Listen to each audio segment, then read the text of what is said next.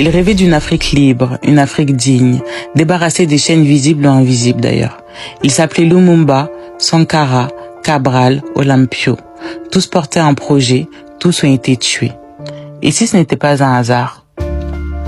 Congo, 1960. Indépendance proclamée, le pays se dote de son premier ministre, Patrice Lumumba. Nationaliste, clair, radical. Il dénonce le pillage belge, il réclame une souveraineté réelle, il gêne. 6 mois plus tard, il est arrêté, livré, torturé et exécuté. Son corps dissous dans l'acide. La Belgique reconnaîtra sa responsabilité morale. La CIA avouera plus tard avoir tout fait pour l'éliminer. 1983, Haute-Volta.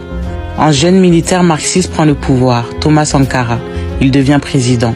Il change le nom du pays, Burkina Faso, le pays des hommes intègres.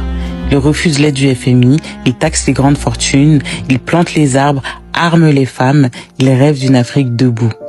Mais à Ouagadougou, les regards externes deviennent lourds. Le 15 octobre 1987, il est assassiné lors d'un coup d'État. Son ami, Blaise Compaoré, prend sa place. La France savait, les États-Unis surveillaient.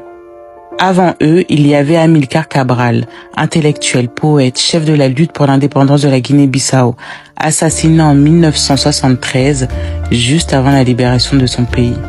Lui aussi appelait à penser par soi-même, je cite, « Les colonisés ne peuvent pas se libérer avec les idées du colon ».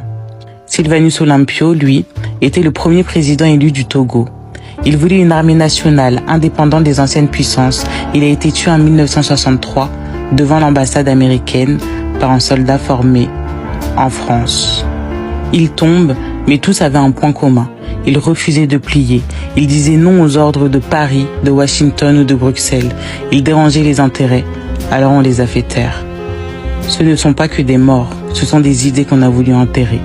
Mais une idée, ça ne meurt jamais.